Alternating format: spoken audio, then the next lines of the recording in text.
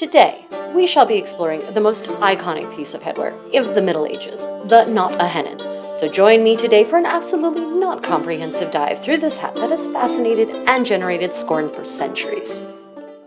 Creative Contessa here, and today we're going to be discussing a topic that fascinates many fashion historians, medievalists, Ren Fair enthusiasts, fantasy lovers, and that is this lovely hat, which some of you know as a Hennin, but that is actually not what it was called in the Middle Ages and early Renaissance. So let's dive right in. First up, basically today we're going to be answering the usual questions of good journalism. Who, what, where, when, why, and how. So let's talk about what. What is this thing? This is actually in the Middle Ages referred to as an haut tour in French, which literally means a high tour. A tour is a kind of headdress. Also, it was called a grande corne, a big horn, basically. And in English as well, it was also referred to sometimes as a horn. The moniker of Hennin became the de facto label for this type of headdress thanks to a 19th century author writing on the history of costume, who found a passage in a chronicle written by Enguerrand de Montrellet dated to 1428. In this chronicle, the use of the term Hennin is attributed to a particularly fiery Carmelite preacher, one Brother Thomas Couet, who apparently preached against women indulging in excessive clothing. While also referring to it as an auteur, he then goes on to apply the term Hennin, encouraging boys to chase after women wearing such vainglorious headdresses, calling at them "Oena, Oena," and he urges them to pluck the headdresses from the women's heads to punish them for their feminine vanity. Amusingly, but unsurprisingly, his sermon fails to address the vanity of the men of this era, who were absolutely as fond of peacocking as the ladies. But I digress. That all notwithstanding, this term is problematic for several reasons, one of which being that, as far as I'm aware, the term Hennin has only ever been found in this chronicle. Let me know in the comments below if you have other information. Second, the term is clearly pejorative, most likely originating from the Middle Dutch hennink, which is the crude term for the male genitalia, making this unlikely to have been the way that people referred to it commonly, especially not elegant ladies of the court, and certainly not in the dry annals of household accounts. And third, this chronicle dates to 1428, which predates the cone-shaped version of this headdress by at least 30 years, meaning that the term Hennin was not meant to apply to the object of today's discussion at all. And yet, thanks to the Victorian fervor for the Neo-Gothic revival, we today utilize the term Hennin, having completely lost sense of its originally lewd implications. I mean, just imagine going around calling your hat a dick. Anywho, moving on. Where was this style of headdress worn? Well, it was worn basically in the Franco-Burgundian sphere of influence. It was also worn in England because, of course, the English court was closely tied by dynastic connections to France and Burgundy, and depending on how the king was feeling at the time, was sort of politically allied with one or the other. And aside from all that, of course, were the immense mercantile connections that bound France, Burgundy, and England at the time. And so they really did share a sort of fashion palette, shall we say. But interestingly, I have also encountered chronicles from Italy, from the Italies, because of course there was no Italy before the 19th century, from the Italies that talk about the ladies, the local ladies, the Florentine ladies, in fact, wearing French headdresses, or headdresses in the French style. Tall headdresses, in fact, was the specific word in the French style. So this is a style that could well have made its way across Europe. But where, when, and why? Who wore the haut tour, the grande corne? Well, that was mostly ladies of the aristocracy, but in Burgundy especially, the up-and-coming mercantile class was extremely eager to don the fashions of their social betters. And so we have many portraits of merchants, a lot of them actually Italian merchants, living in Burgundy and representing their Italian masters up in that great polity, wearing such attires. You can see these several different portraits of ladies of very middle-class birth sporting this delightful and elegant style. And in fact, there is a poem from the 15th century that basically is a debate between a lady of the mercantile class and a great noble lady with a capital L.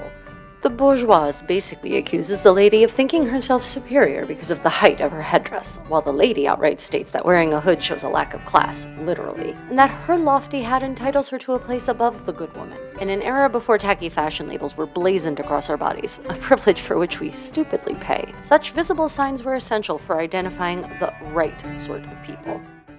Even though technically it was basically a symbol of the aristocracy, of the noble lady. It was almost practically a symbol of romantic courtly love in the second half of the 15th century.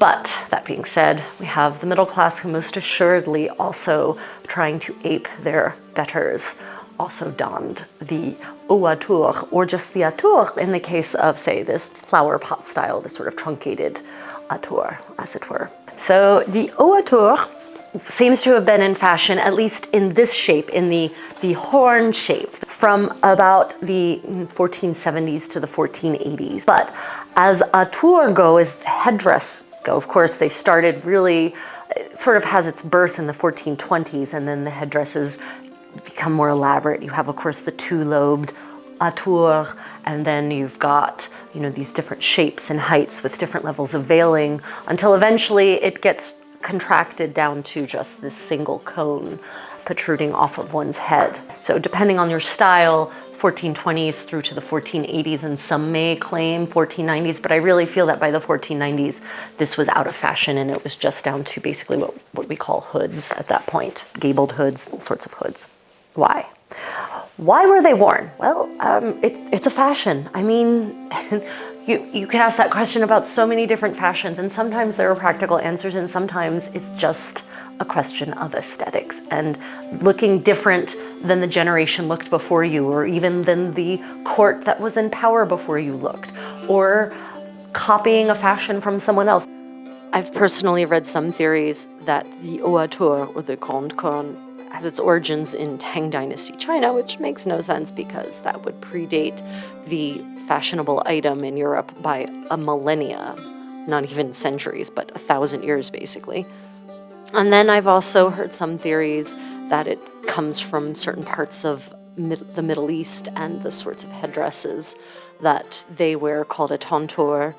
Also, of course, the Mongolian fashions, actually from the Middle Ages, the ladies wore a very tall steepled headdress, which does in fact bear quite a bit of resemblance to the haut à tour. So who's to say that this perhaps is not the origin of the fashion having reached Europe through the Silk Roads, maybe through the Ottoman Empire perhaps? Some people claim, well, that's not true either. Well, it could be. That could well be it.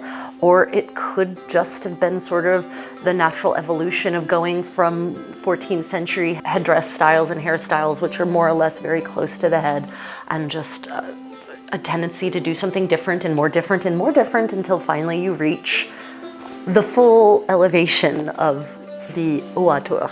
So who knows? Many theories abound. What do you think? Where did the haut à tour originate?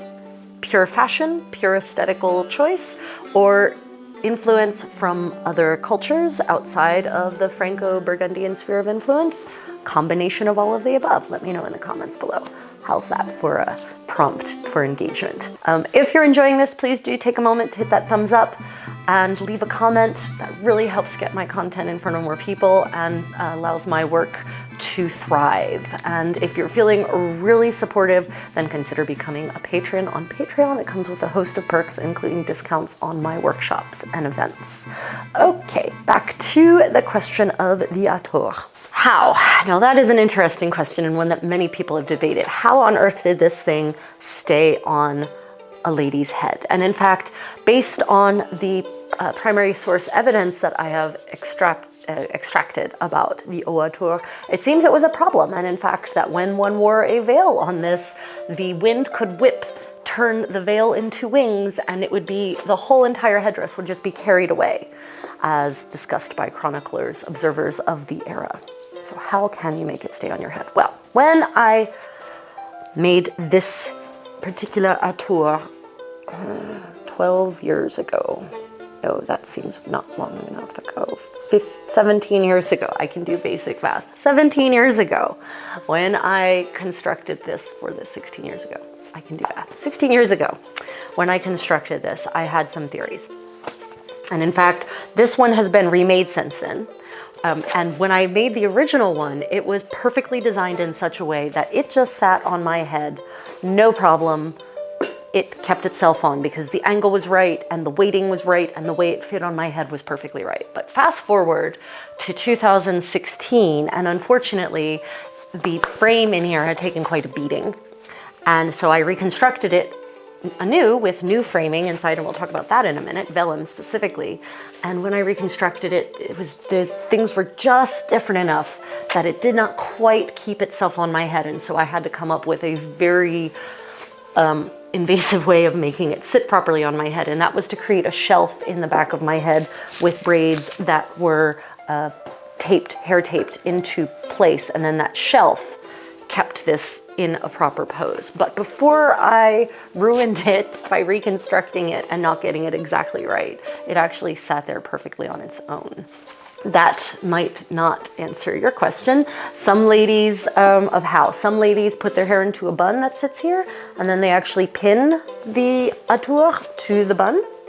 There's plenty of very scary looking hat pins, hair pins from this era, so that seemed very plausible. And ladies also tended to have quite a bit more hair than we do modernly in this era, so it's perfectly likely that they could have made a bun that would actually act as an anchor. My hair is not, for all it looks nice and thick and curly, it's not thick. It compacts down into a tiny little bun, so it's not useful for pinning on something like this in the least, and it will never grow longer than this, no matter how desperately I may want that. This is it. This is max length for me.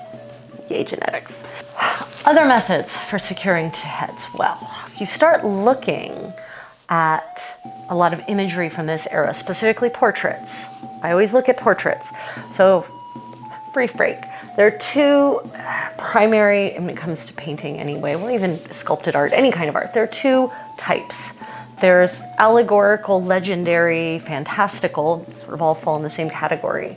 And then there are portraits of living people living in the era, people that the artist actually painted.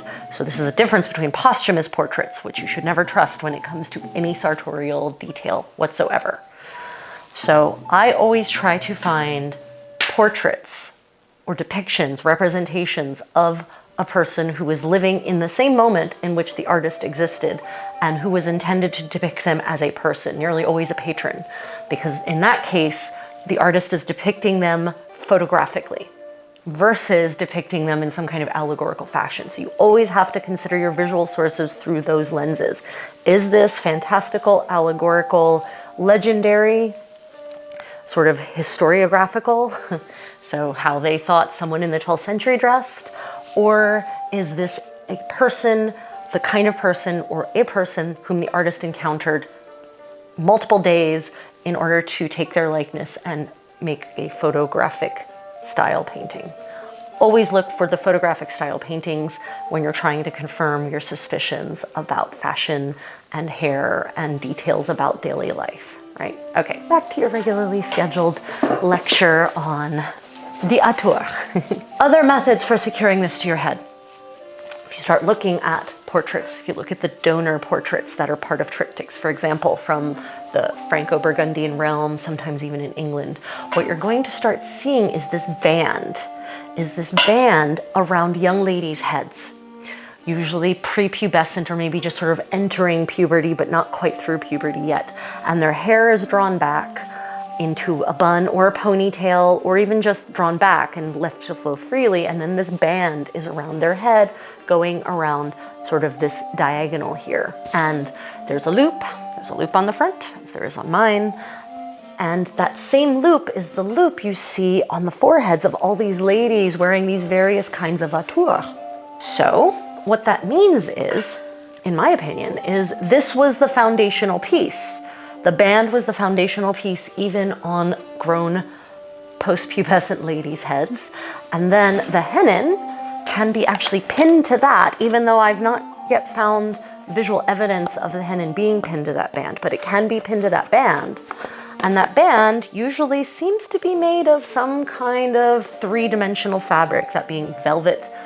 You can actually see in this particular set of ladies, there's a lot of really wonderfully brocaded, possibly embroidered, but I suspect made from brocaded tablet woven fabric. And so that will create a very textured band. And then the hennin, the fabric of the inside of the lining of the hennin, we'll talk about that in a moment, would sort of naturally almost adhere to it, kind of like a proto-form of Velcro. Velcro states this, but mine is made of velvet, and it certainly has a bit of a stick to it.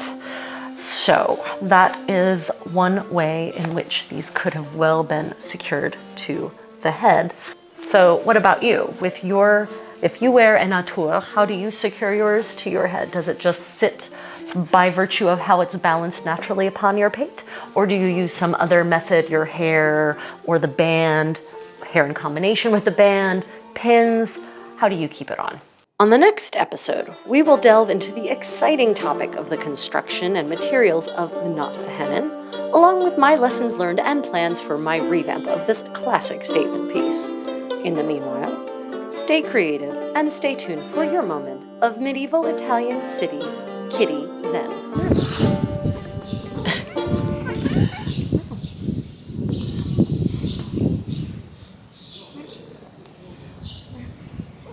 Friendly kitties.